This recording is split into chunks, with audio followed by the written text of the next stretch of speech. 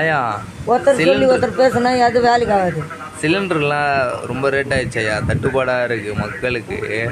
ஆனால் அரசாங்கம் தரேன்து, மத்திய அரசாங்கம் தான் அது 30,000 கோடி சிலிண்டர் கம்பெனிக்கெல்லாம் ஒதுக்கீடு பண்ணி வச்சுருக்காங்க, ஏதோ மானியமாக அதை மாதிரி தரத்துக்கு. இது அரசாங்கம் தானே ஏன் மானியம் தரணும் சிலிண்டருக்கு? அவங்க என்ன ரேட்டு ஏற்றுறாங்களோ அந்த ரேட்டு மானியமாக கொடுக்கணும். ஏன் அது மானியம் போகிறதே கிடையாது. எவ்வளோ காலம் ஆயிடுச்சு. உங்கள் தாத்தார் சொல்லி நிப்பாடு பண்ணிட்டாங்க சிலிண்டர் மானியத்தையா?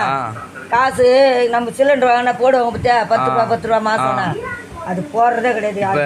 இப்போ எல்லாரும் வீட்டுக்கு வந்து ரேஷன் கார்டுக்கு 1000 ரூபா சிலிண்டர் மானியம் மட்டும் மாதம் மாதம் வேணும் ஐயா நமக்கு. அது அரசாங்கத்துக்கு கோரிக்கையாவே ஐயா, சிலிண்டர் மானியம் 1000 ரூபாய் கொடுங்க மாதத்துக்கு கொடு சொல்லி கேளு. ஐயா கோரிக்கை வை.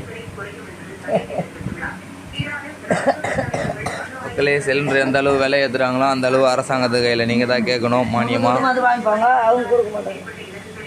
நம்ம தொட்டு மட்டும் வாங்கிக்குவாங்க. அந்த வரி இந்த வரி கலால் வரி மீதி வரி மிச்ச வரி வேதி வரி எல்லா வரியும் வாங்கிக்குவாங்க.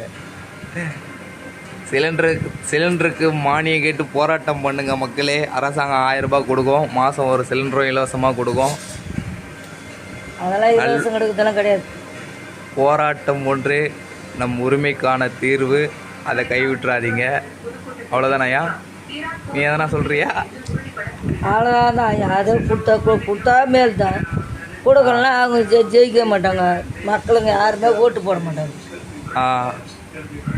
அவங்களுக்கு அவ்வளோதான் பண்ணாங்க. அவ்வளோதான் முடிச்சிடலாமா? ஆமாம் ஐயா லைக் பண்ணுங்கள், ஷேர் பண்ணுங்கள், சப்ஸ்கிரைப் பண்ணுங்கள். இதெல்லாம் இக்கட்டான சூழ்நிலையை நம்ம கேட்குறதா மக்களுக்கு?